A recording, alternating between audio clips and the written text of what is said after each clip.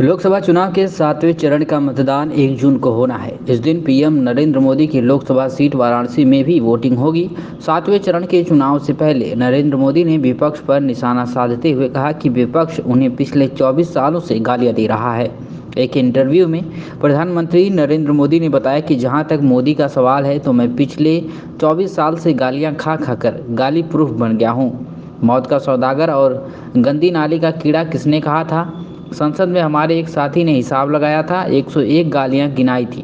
तो चाहे पीएम मोदी ने आगे कहा कि संसद में हमारे एक साथी ने हिसाब लगाया और 101 गालियां गिनाई थी। तो चाहे चुनाव हो या न हो, ये लोग विपक्ष मानते हैं कि गालियां देने का हक उनका ही है और वे इतने हताश और निराश हो गए हैं कि गालियां देना, अपशब्द बोलना उनका स्वभाव बन गया है। वहीं सीएम अरविंद केजरीवाल की गिरफ्तारी पर भी प्रधानमंत्री मोदी ने प्रतिक्रिया दी।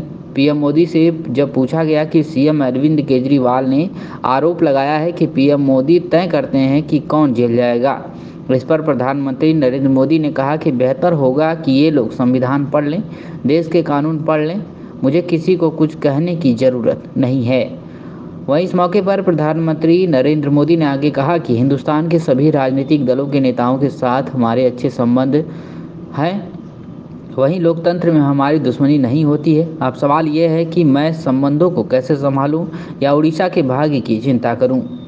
तब मैंने रास्ता चुना कि मैं उड़ीसा के उज्जवल भविष्य के लिए अपने आप को खपा दूंगा। उसके लिए संबंधों की अगर मुझे बलि चढ़ानी पड़ी तो मैं तैयार रहूंगा। वहीं सीएम ममता बनर्जी और टीएमसी पर निशाना साधते हुए पीएम मोदी ने कहा कि बंगाल के चुनाव में टीएमसी अस्तित्व की लड़ाई लड़ रही है।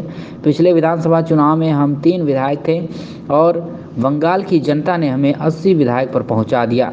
हमें पिछले चुनाव में भारी बहुमत मिला था। प्रधानमंत्री ने आगे कहा कि इस बार पूरे हिंदुस्तान में बेस्ट परफॉर्मिंग स्टेट कोई होगा तो पश्चिम बंगाल होने वाला है। भाजपा को सर्वाधिक सफलता पश्चिम बंगाल में मिल रही है। वहाँ का चुनाव एक तरफा है, जनता उसकी अगुवाई कर रही है। टीएमसी के लोग बौखलाए हुए हैं, लगातार हत्याएं हो रही हैं। भाजपा कार्यकर्ता को चुनाव के पहले जेलों में बंद किया जा रहा है। वहीं लोकसभा चुनाव के बीच विपक्ष लगातार भाजपा पर आरोप लगा रहा है, लेकिन प्रधानमंत्री नरेंद्र मोदी को आरक्षण खत्म करने तक का आरोप लग गया है। वहीं प्रधानमंत्री से जब ये सवाल पूछा गया तो उन्होंने कांग्रेस और विपक्ष पर निशाना साधते हुए कहा कि उन्होंने ये पाप किया है, मैं उसके खिलाफ बोल रहा हूं और इसलिए उन्हें झूठ बोलने के लिए ऐसी चीज़ों का सहारा लेना पड़ रहा है।